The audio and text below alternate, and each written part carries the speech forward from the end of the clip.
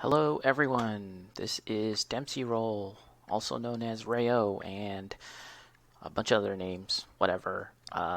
Today, I would like to talk about the Elden Ring trailer that was shown yesterday. I'm sure many people have already discussed this trailer, and I probably won't have anything new or interesting to say, but maybe I do. Uh, who knows? I just felt compelled to really just get this out of my system, you know?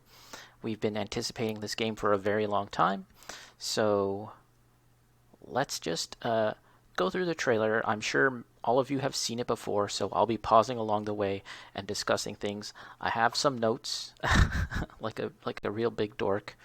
So let's start.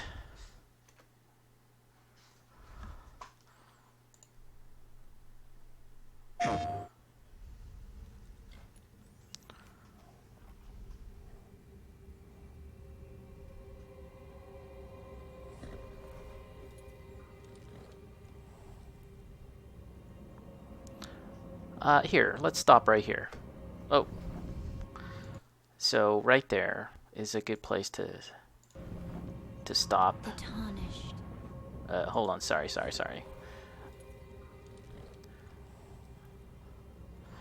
A new world created by Hidetaka Miyazaki and George R.R. Martin. This is probably the best place to discuss George R.R. Martin's involvement with this game. It seems to me that many outlets, many podcasts that I've listened to, and people posting on forums seem to have forgotten that FromSoft has already discussed um, Miyazaki's involvement with this game. Some people are under the belief that he's going to be writing the story of this game, and my understanding is that is not the case. There are already articles that came out during the original reveal of this game a few years back from software. That's awkward to say. Discussing his involvement, and essentially what it boils down to, and I'll actually link to the articles below in the comments or in the description. It really boils down to that he's creating the lore and the background story of the game, right? And that is, we have to make a distinction between that and an actual story, right? So if you imagine, like, on one side there's like the lore and the background, and then far on the other side of a bar would be the story. And the story is something that you as a player, that's what you are doing. And the lore is everything else in the background. And we all know this from playing Dark Souls and Demon Souls. Uh, the lore is often the things you read about in the background of the game. The background story, the items, maybe even the CG trailer. But the story of the game is often what you're doing. So, you are the chosen undead, and you have to link the flames and stuff like that. It's actually often boils down to a very simplistic story. Um, and that I feel like that's an important distinction to make, because George R.R. Martin will not be writing every single little bit of story and dialogue for, like, the Maiden in Black, the Shrine Maiden, or whoever that character is, and many other characters' patches. He's not writing every single line of dialogue, stuff like that. And Hidetaka Miyazaki and his writers, they'll be then taking that background story and lore that George R. R. Martin has crafted. He'll send the email, and then they'll just take it from there, and then they'll build on top of that another layer, uh, you know, and they'll actually be writing the story based on that as like a history, as a lore, right? That seems to be my understanding of their working relationship, and maybe that changed in the years since we've heard about that game, but and and we also have to consider that there will still be some back and forth and collaboration uh, to make this game, but I really do think that's kind of how this relationship is structured to create this game. And uh, let's just move on. Actually, one last thing I'll note. Um, Miyazaki, for a very long time, has uh, mentioned that, or rather, a long time ago, mentioned that when he was making Demon Souls, uh, he would he was recalling back to his youth, and that he would, as a kid, he would borrow or buy these books called Fighting Fantasy, and they're kind of like a choose your own adventure slash RPG book, right? Yet he didn't understand English, so he would just look at the pictures in the book, um, and kind of structure his own story in his mind out of that. And I think that's that kind of interpretation of an established story, right? Uh, and morphing things into his own way. We see that with Miyazaki and his work, time and time again. And we'll discuss it more as we go along. But of course, there's Berserk, uh, which seems very influential in his work, and he takes those ideas and mutates it into his own, as well as Norse mythology and stuff like that. Greek mythology, of course, uh, and so that similar idea of taking something established and then changing it into his own thing. That also, I believe, is going to be a key component of this relationship between this guy, George R.R. Martin, and this guy, Hidetaka Miyazaki, plus his writers, because I don't want to discount the writers involved in making this game, because I'm sure there's many, many writers that are working at From Software, but they don't get top billing, right? And they don't get enough credit. They should. All right, let's move on.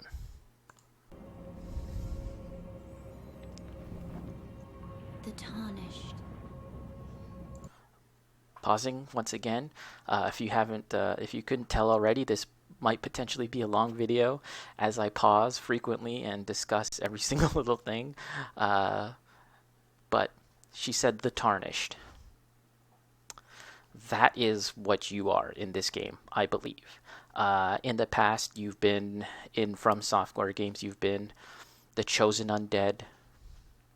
You've been a hunter. You've been this and that. You've been what do they call you in Dark Souls 3? Ashen One.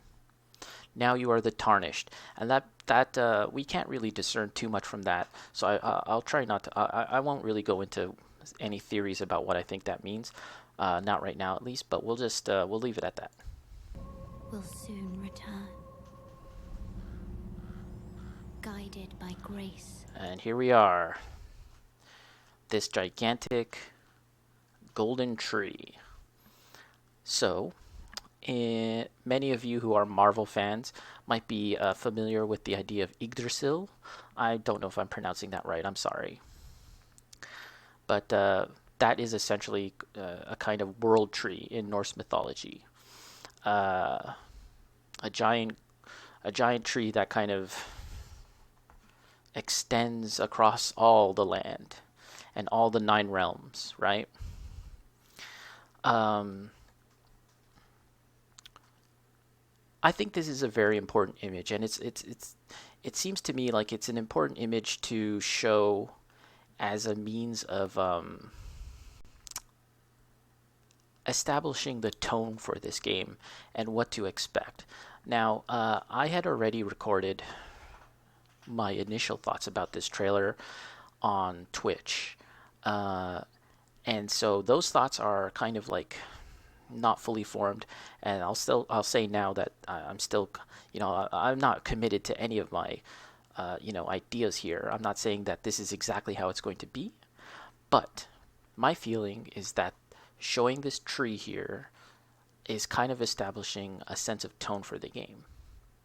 And what do I mean by that? So, we know Dark Souls, Demon Souls, Bloodborne, all are very dark and grim games. Some people might call them grim dark fantasy. They are kind of grounded in a certain kind of reality, so some might call it low fantasy. But but this tree to me seems to suggest high fantasy. Now, high fantasy is not a literary term in terms of like a scholarship, right? It's something that a lot of nerds have come come to establish as like a subgenre of fantasy, right? Mm, I think games like Magic the Gathering and many other fantasy video games and stuff have a more high fantasy vibe, you know. Uh, Whereas Dark Souls and games like that are the opposite. And I also want to stop here and mention that this is also yet another Berserk reference. We all know uh, FromSoft games are heavily influenced by the manga Berserk by the recently passed Kentaro Miura. I think I'm getting that name right. And it's important to look at that and talk about it a bit because Berserk is often referenced as being dark fantasy, grim fantasy, low fantasy, right? Of course, it's a very violent and excessively violent and dark story, and as is the Souls games. But in the latter parts of the story, the arc that we are currently in, Berserk, and will probably remain from now on, unfortunately, um, the story of Berserk actually takes on a more high fantasy tone. I don't really want to get into the story of Berserk and how that comes about. That's kind of beyond the scope of this video. However, once Berserk transitions from those various genres previously, because it does bounce from dark fantasy or grim dark fantasy to low fantasy to high fantasy. Once it transitions into the high fantasy, there is this golden tree, very similar to this, and I think that means a lot because I think that um, I think that's a signal from Miyazaki and from that's kind of like at least a little bit the tone that we might expect in this game. Yes, it'll still be dark. Certainly, it'll have elements of horror and stuff like that, but there will be some kind of influence, some aspect of this high fantasy.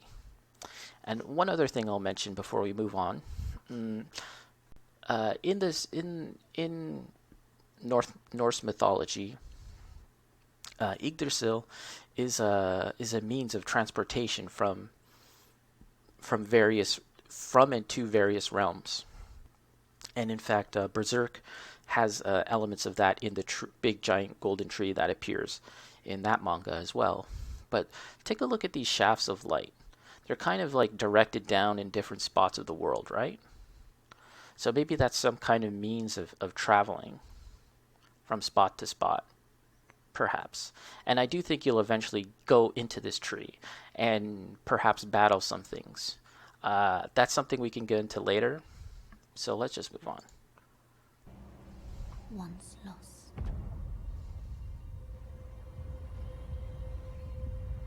The Golden Order is broken. That's really cool. I like all those floating bits of debris.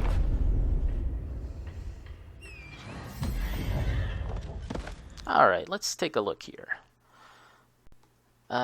This is the horse. And yet, it's actually not necessarily a horse, like a normal horse as we understand it. Of course, it materialized under this guy's legs, and he galloped away. Mm, that's kind of a convenient way for the game designers to ensure that the horse will always be there for you, and they don't have to concern themselves with AI pathing for the horse to get to you and stuff like that, right? But we'll see in some other shots that this mount is not strictly a normal horse. It has horns. And in fact, I would say that its proportions are blended with a horse and also that of a goat. The horns aren't actually very goat-like, but aspects of its face and its proportions and some of the things that it can do are more goat-like, and we'll kind of see that as we go along.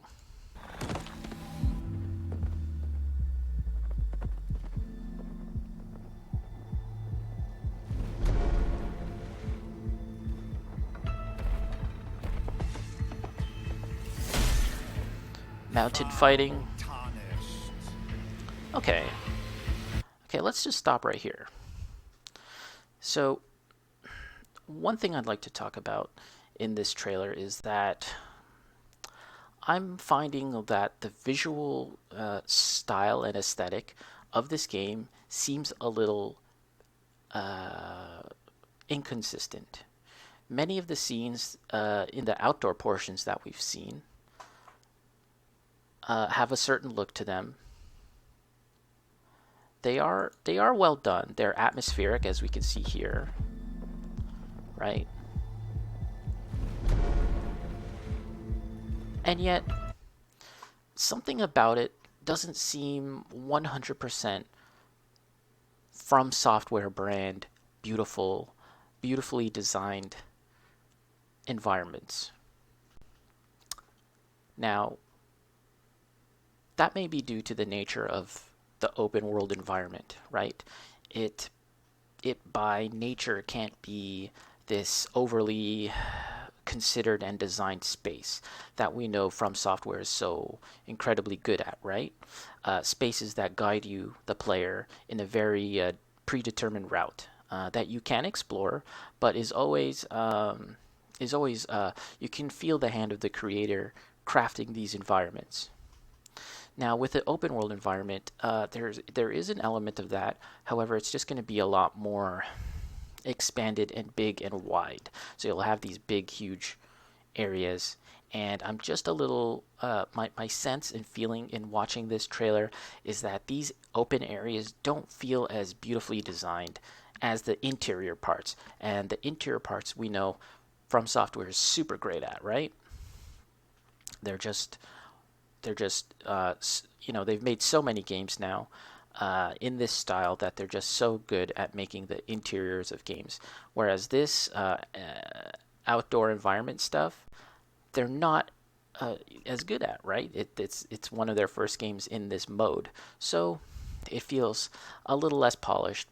Maybe that's a little unfair because it's just a trailer. We haven't seen everything. That's just my first. That's just my impression. I still think it looks good, just not as good as what we know they're capable of with the interiors. And look at this, like it's fantastic, right? The interior stuff. In search of the Elden Ring. Emboldened by the flame of ambition. Someone must extinguish thy flame. Okay, They will let's see. Maybe we'll stop here for a minute and we'll talk about the enemy design. I think the enemy design, some of the enemies look good. Some of them I feel they're just far too busy. I'm not sure if this is the one I'm thinking of, but there are some enemies that we'll see eventually in the trailer that have multiple limbs, right? And that's something I'd like to talk about a little more later, but let's just focus on the clarity of design here. Uh, it just it just seems very cluttered and messy, I find, and there isn't that clarity that I've come to expect when I think of From Software monsters and bosses, right? They're often very immediately identifiable and very memorable if you think about like the Dark Knights and Gwyn and Sif and all the enemies that you know from FromSoft games, right? Something about say this guy and some of the other enemies that we'll see later on. They just seem a little not as memorable, I think. And a part of that is there's this mm, messiness to it, for lack of a better term. Fight. And they will die. So here's a good look at the horse slash goat creature.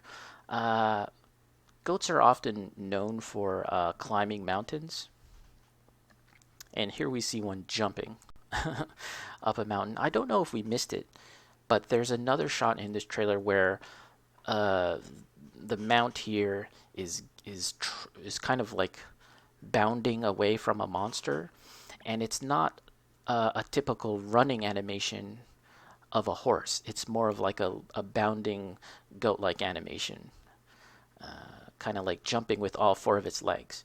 And as you saw in that earlier spot, there's a moment where there's this glowing circle, and then your character kind of like, it's like a boost pad in a racing game. You hit it and then you jump up in the air.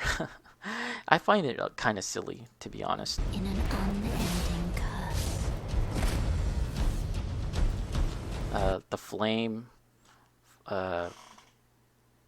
hanging out by the fire, classic Souls imagery. And again, here we see the tree. It's like this ever-present aspect that we're always seeing in many shots.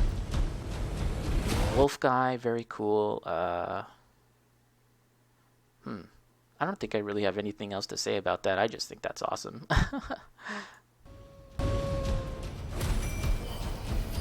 Summoning.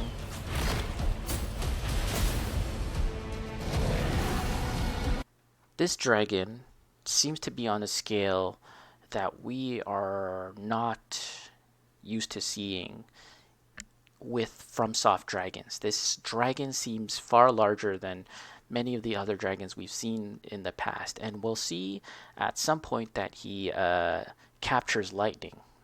Very interesting. Here it is. This dragon, it seems as though a kind of magical lightning. He summons it and catches it. And that's very interesting because just in terms of reoccurring themes that we see in From Software games, from Dark Souls 1, there was this race of ancient dragons, similar to the Titans of Greek mythology who ruled the land, and then the gods of Dark Souls, Gwyn and the others, defeated them using, some of them at least, Gwyn in particular, used lightning to defeat them, and that's very similar to Greek mythology. Yet here, we see a dragon using lightning itself to attack. So that's just another kind of like remixing of the themes that they've always been kind of coming back to. And that's really cool. I love that stuff. Take note of the mount here, the horse goat. It kind of gallops away. We didn't really see it very well. Let's see. It could be in another shot, or it could be somewhere else. Kind of quick shot. Is a champion or a lord. So here we see that an arm is being attached to this character. And later on we're going to see a lot more arms. This idea of arms and hands is a very much another reoccurring theme with this game. I think I'll discuss it just a little bit later if we see another shot. To be born. That's really cool. Well, a lowly tarnished, Playing playing as a lord. Playing as a lord. Okay, that's a good shot with all the hands. But let me first revisit what that guy just said.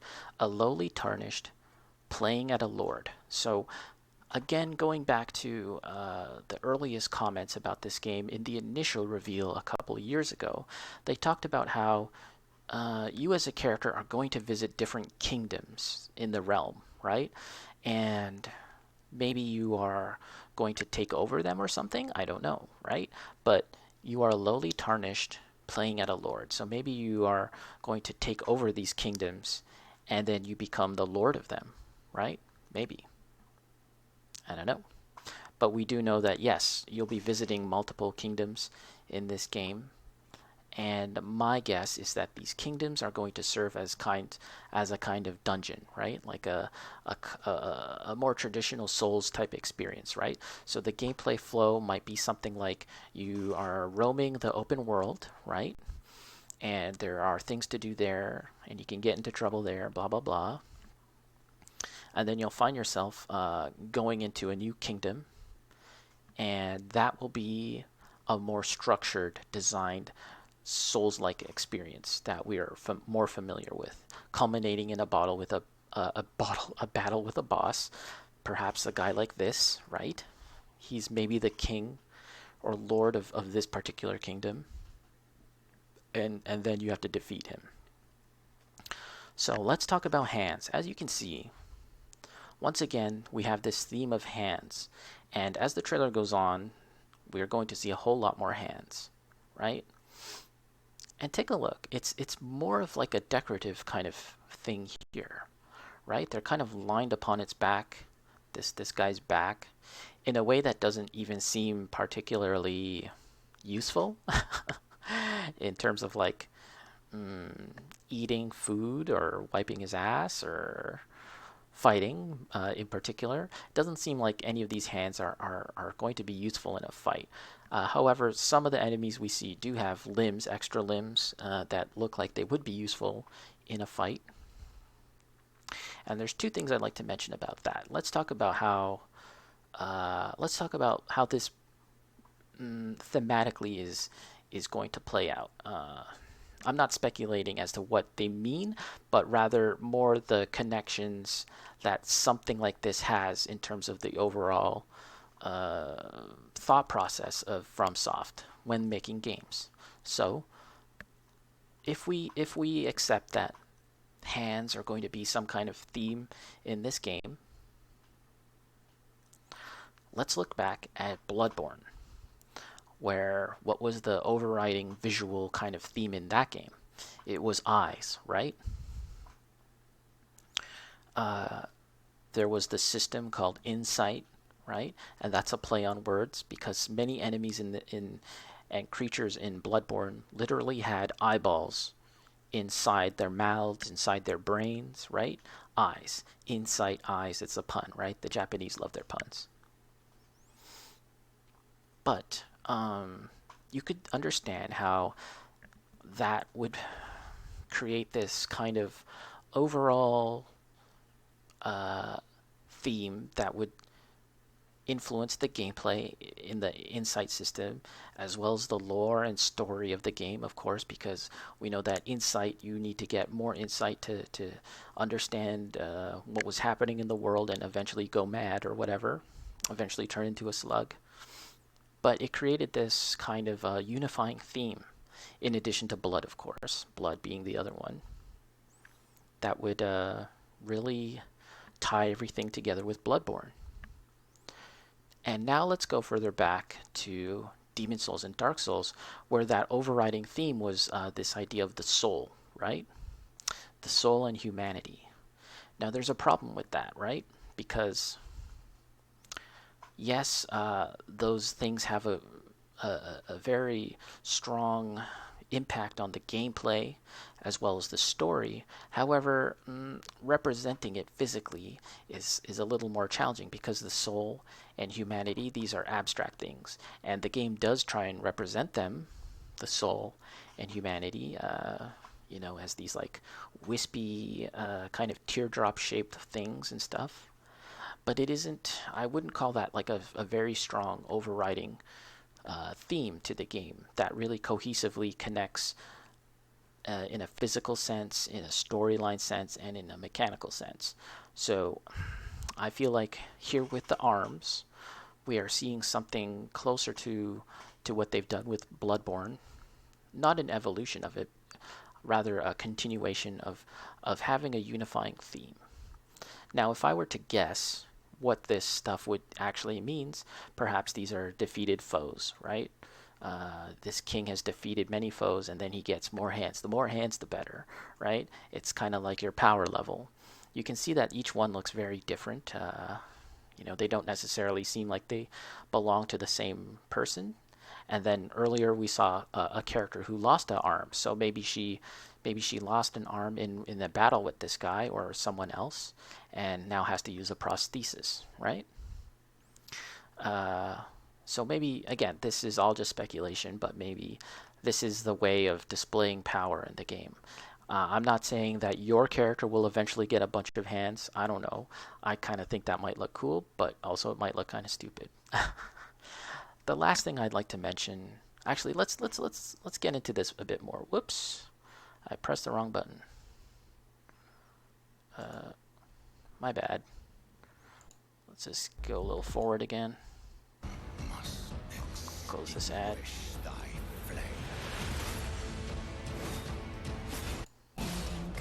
Let's pause it here. Oh yeah, we're on HD. Okay, we see scenes. Lightning. For how else is a champion Very acrobatic enemies. There she is, to be born? replacing her arm. Well, a lowly tarnished, playing as a lord. I command thee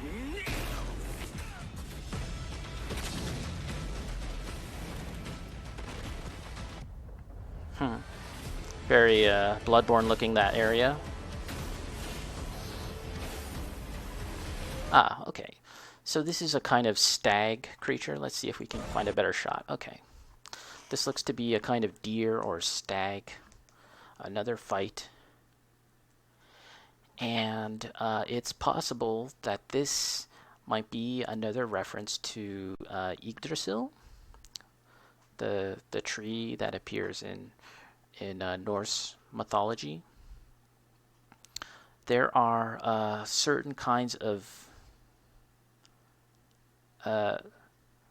creatures that actually live within the tree, and one of them is a kind of stag or deer, right? And they eat like the branches within the tree. That's how they live. So yeah, that's a part of the mythology, and perhaps this is what we're seeing here. And in addition to that, there's other creatures that live in the tree, including a dragon. I can't pronounce these names, but it's something like the Nidhogg, a dragon that exists and lives within the tree, and other creatures like eagles and stuff. All of this might be something we'll be fighting in the game, and it's important to note that I don't think FromSoft is simply just ripping off Norse mythology and then saying, okay, this is what happens in Norse mythology, so we'll just do that too. As I said before, Miyazaki, they're interpreting things, right? They're doing things in their own style and changing it, even changing it drastically, right?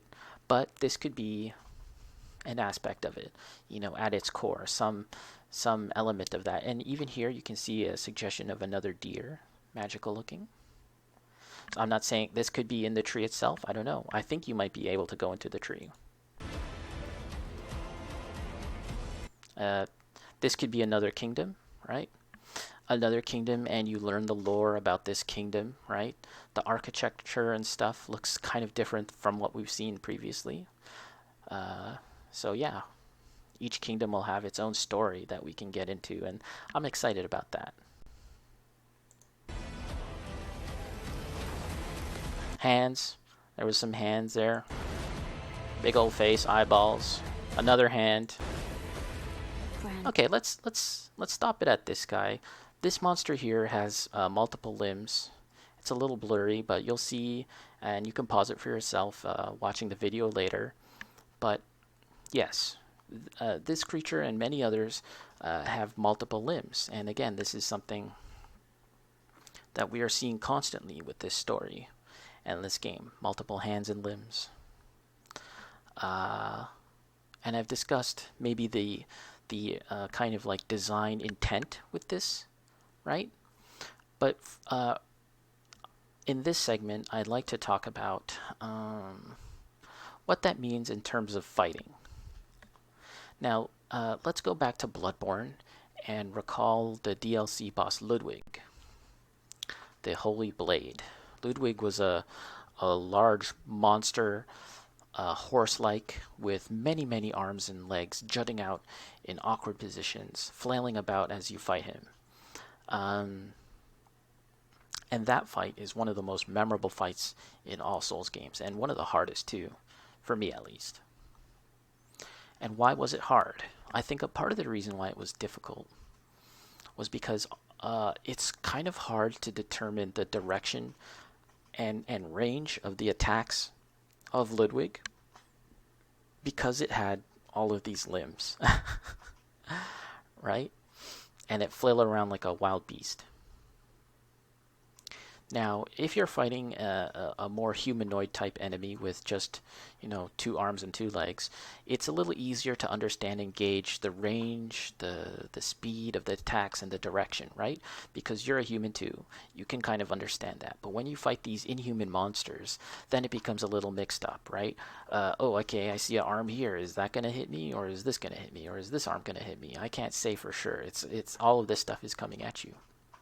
Now, I think that's a good and bad thing because it makes a game more challenging. It makes the designs more interesting, but at the same time, as I discussed earlier, something about these designs seem a little confused and mixed up and busy to me. Yeah, maybe that's a better word. It just seems a little really busy, right? So that's a concern. Uh, there's an issue with the clarity of design, and maybe that's intentional, right? Clarity versus confusion, right? uh, the difference between understanding where attacks come from, is that intentional or is that just poor design? I'm willing to give From Software a bit of slack, right? They know what they're doing, right? They've made a bunch of games and they're really damn good at that, so yeah. But it is something to point out. The Elden Ring. Can you jump in this game? I don't think so. It almost seemed like he pounded the ground and then you leapt up into the air. And again, here we see just a bunch of arms reaching out. And the tree again, constantly, ever present. For all. Uh, Elden Ring, everyone, that's the name of the game. You all know that. We've all been waiting for it. However, it's interesting to note this is not the first game from Software that used the word ring in it. Many years ago, on the PlayStation 2, they created a game called Eternal Ring. So could this game in fact be some kind of spiritual successor to Eternal Ring? Probably not, but as we know, From Software always comes back to the same themes, right? They reuse similar themes, similar names, similar weapons. They come back to these things, right? Like the Moonlight Greatsword. So having a game called Eternal Ring, having this game called Elden Ring, I'm not saying that they're part of the same story, but if someone was to look at Eternal Ring, and when this game ultimately comes out, Elden Ring, I'm sure that there will be some references to that old game. The other thing that's interesting to mention is that in more recent history, uh, we could have also had another Ring, quote unquote, game, Dark Souls. Dark Souls was not the original name of that game. It was actually going to be called Dark Ring, which sounds weird. I don't think it sounds as good, but indeed, they were considering calling that game Dark Ring. And you know that in the game, the chosen undead has a marking on its back in the shape of kind of like a ring, right? However, they were told by a British marketer or some European person that that was connected with the studio. That dark ring in England or the UK or whatever, it means butthole. Dark ring. So they were like, oh, I guess we can't call it that. So that's how we got Dark Souls, and now here we are with Elden Ring. So they never waste any ideas. I think at From Software, nothing ever goes to waste. All of us.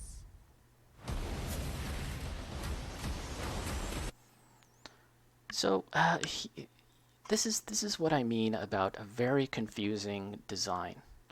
This is the final shot of the game. Sorry, of the trailer here.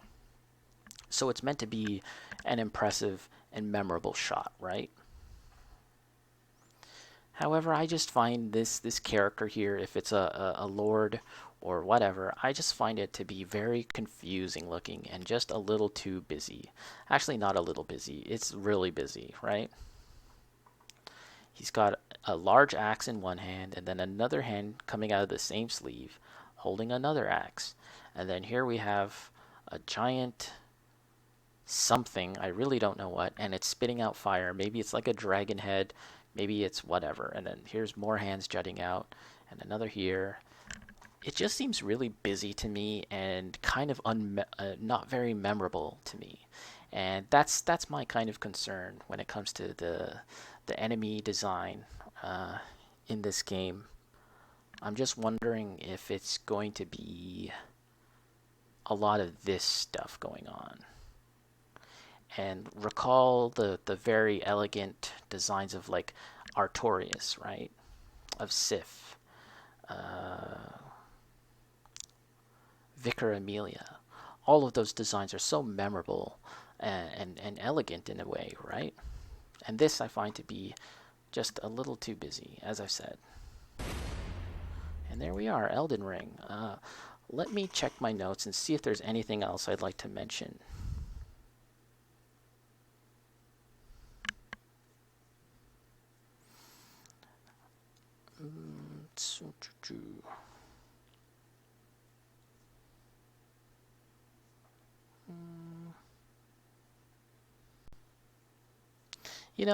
I think that kind of covered everything actually.